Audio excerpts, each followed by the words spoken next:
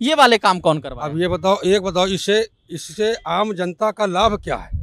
इससे आम जनता क्या लाभ है? इसमें तो लड़के लड़के बैठ के चूमा चाटी करते हैं, इससे जनता का कोई लाभ है? ये भी एक समस्या है। समस्या नहीं, इसमें जनता का लाभ बताइए। भैया बहन जी ने कराया है, इसको बनवाया, और लड़के लड़कियों के लिए छोड़ दिया। बहन जी ने बनवाया, इसमें क्या लाभ है? किसी व्यक्ति का लाभ बताइए? सिर्फ लड़का लड़कियों को चूम चाट रहे हैं, इसके अलावा अच्छा, वो वाली जगह बताइए जो भारतीय जनता पार्टी ने इससे ज्यादा उपयोगी बनाया हो, हम लोग वहां भी जाएं कवरेज करने। फिलहाल लखनऊ में भारतीय जनता पार्टी ने हमारे समझ से कोई ऐसे पार्क नहीं बनवाए जिसमें उठाईगिरी हो। नहीं तो जिसमें बैठाई गिरी होती हो वो वाला पार्क बताइए, तो उसको भी देखा जाए। तो इन्होंने विकास तो बहुत ज्यादा किया है, नो डाउट। तो क्या क्या विकास किए हैं? जैसे आप कह रहे हैं कि बहुत सारे विकास किए हैं, तो कुछ आपको पता होगा। पता हो, स्वामी से पूछते बताइए, जो भी आपको पता हो, जो भी विकास के काम आपको याद हो। नहीं, बस मुझे जो बोलना था मैं बोल दिया, thank you so much. Lucknow में जिस जगह पर हम मौजूद हैं, यहाँ से पूरा शहर गुलाबी नजर आता है। यहाँ से सब कुछ बहुत खुला हुआ खिला हुआ नजर आता है। ठीक नदी के उस पार एक ऐसा शहर है जहाँ गलियाँ सकरी हैं, कंजस्टेड है। हालांकि उनकी बसावट आज की नहीं है, सदियों पुरानी है। इसलिए भी जिन्हें लगता है कि काम के नाम पर वोट पड़ते हैं, जिन्हें लगता है कि विकास कार्यों को दिखाने के बाद ही शहर के लोग वोट करते हैं, जिन्हें भ्रम है कि शहर के लोग जब कहा करते हैं कि जिसका काम दिखेगा उसे वोट करेंगे, उनके लिए हम ये खास एपिसोड शूट कर रहे हैं। ये दिखाने के लिए, ये बताने के लिए कि शहर के लोगों का वोटिंग पैटर्न क्या है। क्योंकि जिस लखनऊ के बारे में कहा जाता है कि मायावती ने इस हिस्से को खूबसूरती से बनाया बसाया, फिर अखिलेश यादव आते हैं, इसे सजाते संवारते हैं, तो अचानक ही पिछले 3 चुनाव से यहाँ कमल क्यों खिल रहा है। आप 2014 का चुनाव देख लीजिए, 2017 का चुनाव देख लीजिए, 2019 का चुनाव देख लीजिए। लखनऊ का ये शहरी वर्ग भारतीय जनता पार्टी को ही पसंद कर रहा है, उसे ही वोट कर रहा है। हम लोगों से बातचीत करते हैं और जानते हैं कि ऐसी क्या चीज़ दिखती है उन्हें कि वो भारतीय जनता पार्टी को वोट कर रहे हैं। हम उनसे उन चीज़ों के बारे में भी पूछेंगे कि क्या बेहतरीन डेवलपमेंट के कार्य कुछ दिखाई दे रहे हैं। प्रदेश भर में छोड़िए, राजधानी लखनऊ में अगर कहीं कुछ दिख रहा है तो उसके बारे में ले चलें, दिखाएं, बताएं, या उसके बारे में खुद कुछ दावा कर सकें। बस जानना ये है कि वोटिंग पैटर्न क्या है। लखनऊ का माहौल बताइए क्या? यहाँ बीजेपी जीतेगी। नहीं, वजह बताइए, वो तो पता चल गया कि आप सारे काम बीजेपी कर रही है। बताइए 2-4 काम। 2-4 काम का जैसे जहाँ खड़े हैं आप, ये जहाँ खड़े हैं, ये जो पूरा काम कराया गया है, ये जो गुलाबी पत्थरों का पूरा अम्बेडकर पार्क और ये बगल में जो रिवर फ्रंट है, ये वाले काम कौन करवाया? अब ये बताओ, एक बताओ, इससे आम जनता का लाभ क्या है? इससे आम जनता क्या लाभ है? इसमें तो लड़के लड़के बैठ के चूमा चाटी करते हैं, इससे जनता का कोई लाभ है? ये भी एक समस्या है। समस्या नहीं, इसमें जनता का लाभ बताइए। भैया बहन जी ने कराया है, इसको बनवाया, और लड़के लड़कियों के लिए छोड़ दिया। बहन जी ने बनवाया, इसमें क्या लाभ है? किसी व्यक्ति का लाभ बताइए? सिर्फ लड़का लड़कियों को चूम चाट रहे हैं, इसके अलावा अच्छा, वो वाली जगह बताइए जो भारतीय जनता पार्टी ने इससे ज्यादा उपयोगी बनाया हो, हम लोग वहां भी जाएं कवरेज करने। फिलहाल लखनऊ में भारतीय जनता पार्टी ने हमारे समझ से कोई ऐसे पार्क नहीं बनवाए जिसमें उठाईगिरी हो। नहीं तो जिसमें बैठाई गिरी होती हो वो वाला पार्क बताइए, तो उसको भी देखा जाए। उधर यही पड़ोस में लोहिया पार्क है, उसमें भी यही हो रहा। जानेश्वर पार्क है, उसमें भी हो रहा। दोनों सरकारें, दोनों ये मूर्ति पत्थर में पैसा लगे, इसलिए तो बहन जी चली गई। देखिए, अभी तो हम ऐसे लेवल पे है ना कि हमारा करियर फर्स्ट प्रायोरिटी है। तो इन्होंने विकास तो बहुत ज़्यादा किया है, नो डाउट, लेकिन बस ये है कि थोड़ा अभी ये एम्प्लॉयज़ की तरफ भी फोकस करें कि हाँ जॉब वगैरह दिलाएं। क्योंकि आप भी देखेंगे इतने टाइम से कोई वैकेंसी आ नहीं रही है, आ रही है, एग्जाम्स हो रहे हैं, कैंसिल हो रहा है, बस यही सब हो रहा है। तो क्या क्या विकास किए हैं? जैसे आप कह रहे हैं कि बहुत सारे विकास किए हैं, तो कुछ आपको पता होगा। पता हो, स्वामी से पूछते बताइए, जो भी आपको पता हो, जो भी विकास के काम आपको याद हो। नहीं, बस मुझे जो बोलना था मैं बोल दिया, थैंक यू सो मच।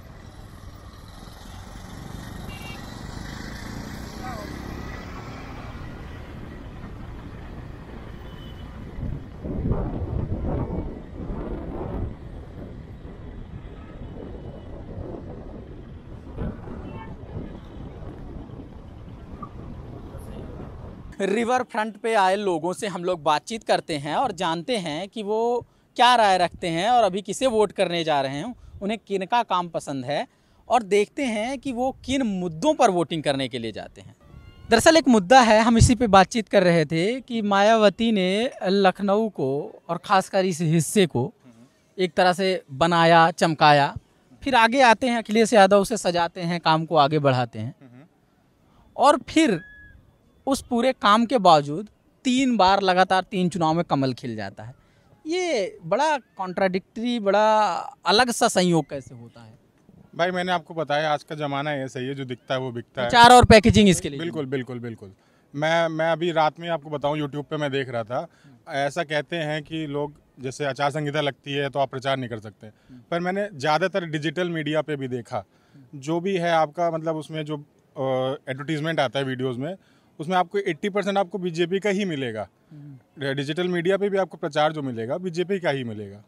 इस वजह से भी लोगों के दिमाग में बैठता जा रहा है। बिल्कुल बिल्कुल, मैं कहूँगा यहाँ जो रिवर फ्रंट पे लोग आते हैं, ज़्यादातर शहरी लोग हैं, शहरी मिडिल क्लास है, अपर मिडिल क्लास है, वो लोग क्या विज्ञापन से ही प्रभावित हैं? ये जाति की संरचना भी मायने रखती है कि ठीक ठाक खाए पिए उसमें हैं और जाति स्थिति भी उनकी ऐसी है कि भाजपा के समर्थन में जाती है? भाई मैं कहूँगा 80% तो ये मैटर करता है कि आप जो प्रचार कर रहे हो उसके ऊपर लोग जाएंगे। अच्छा, प्रचार के आपको क्या दिखाई देता है? प्रदेश में क्या माहौल दिखाई दे रहा है? लखनऊ में क्या माहौल? ना तो मैं किसी पार्टी का समक्ष हूँ और ना किसी का विरोधी हूँ, लेकिन इससे पहले 2 सरकारें रही हैं, जैसे कि आपकी मायावती जी की रही। मैं पहले इस चीज़ को कह चुका हूँ कि मैं किसी पार्टी का समर्थक नहीं हूँ, लेकिन लॉ एंड ऑर्डर को देखते हुए बहुत ही बेहतर उन्होंने काम किया था कि किसी चीज़ को लेके दंगे नहीं हुए। किन्होंने काम किया? मायावती जी ने। अच्छा। लॉ एंड ऑर्डर पे बहुत अच्छा काम रहा है, चाहे अखिलेश भैया की सरकार हो या आदरणीय मोदी जी की सरकार हो, किसी की भी गवर्नमेंट रही हो, लॉ एंड ऑर्डर फ्लॉप। मतलब कि आपको लगता है कि मायावती के शासन में कानून व्यवस्था बेहतरीन था? बेस्ट थी। जिसकी आप क्रेडिट दे रहे हैं कानून व्यवस्था की, मायावती का तो जिक्र ही नहीं करते लोग। इसकी वजह क्या है? जाति की वजह है, जाति नफरत है या कोई और बात है? डिपेंड करती है, यूपी से ही दिल्ली सेट होता है और जाति सबसे बड़ा इशू है।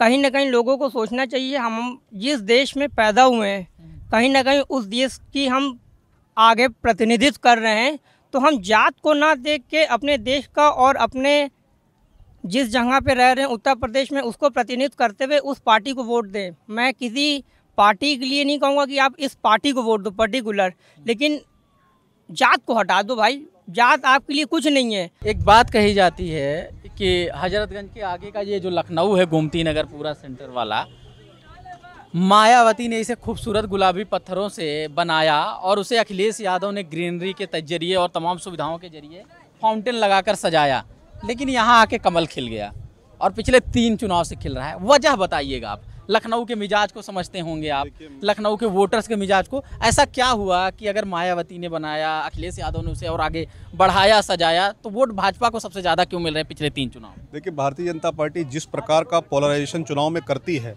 जो उनके अहम मुद्दे रहते हैं, आप किसी भी भारतीय जनता पार्टी के प्रवक्ता, चाहे कितना भी बड़ा नेता हो, चाहे कितना भी छोटा नेता हो, उससे आप अगर 15 मिनट या 20 मिनट का इंटरव्यू लेते होंगे, आप लोग तो संभवतः मुझे लगता है लेते ही होंगे, तो वो सिर्फ शुरुआत के 5 या 7 मिनट आपसे मुद्दों पे बात करेंगे, विकास पे बात करेंगे।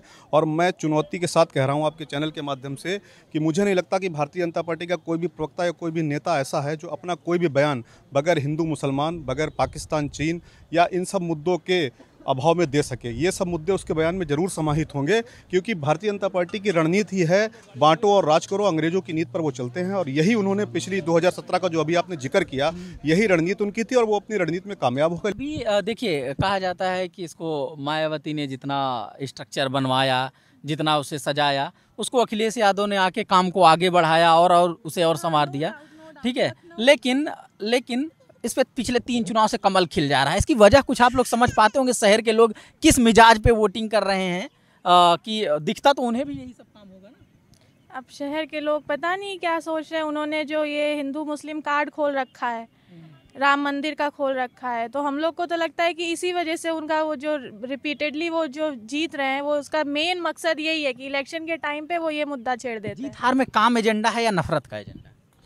अभी जो पिछले 3 चुनाव से जो नतीजे आ रहे हैं, जो एजेंडा जो रिजल्ट आ रहा है, बीजेपी जो जीत रही है उसका एक ही एजेंडा है कि वो नफरत की राजनीति कर रही है। और जो अंधभक्त हो गए हैं, सीरियस, इसमें कोई डाउट नहीं है। बहुत सी न्यूज़ हम लोग भी देखते हैं, सब इतने कहते हैं, इतने बेरोजगार है, बोलते हैं अगर खाने नहीं मिलेगा भूखे मर जाएंगे, खानदान भूखा मर जाएगा, वोट मोदी को देंगे, वोट योगी को देंगे। तो इससे कुछ छुपा नहीं है, सब देख रहे हैं। इस उतावलेपन के पीछे मीडिया की भूमिका क्या है, आप लोग क्या देखते हैं? मीडिया ने क्या किया है ऐसा कि नौजवान इस तरह से बातें बोलने लगे? मीडिया बायस रही है, पार्शियल रही है। उसने दोनों जो है पर्सपेक्टिव्स को नहीं दिखाया, उसने बस एक तरफा चीज़ों को दिखाया। मीडिया इस समाज को क्या दे रहा है, आज खासकर टीवी मीडिया? नफरत दे रहा है और कुछ नहीं, और बेरोजगारी दे रहा है, और एक जंग की तरफ भेज रहा है सबको। न्यूज़ चैनल देखना पसंद करते हैं आप? बिल्कुल नहीं। वजह क्या है? वजह यही है, ये सब राजनीति है, नफरत फैलाना। नफरत बहुत ज़्यादा फैल गई है। फिर भी हम लोग हिंदू मुस्लिम भाई भाई की तरह जैसे पहले रह रहे तो वैसे ही हैं। ये बहुत ज़रूरी इसलिए भी बात करना हो जाता है कि सिर्फ काम की गिनती जब होती रहे तो वो तो अलग बात है, विकास के दावे सबके अलग अलग होते हैं, लेकिन अभी जो टीवी मीडिया है उस पर से लोगों का भरोसा खत्म होता जा रहा है, क्योंकि वो किसी भी नेता, किसी पार्टी के नेता से भी कहीं ज़्यादा उतावले होते हुए सांप्रदायिक बोल रहे हैं।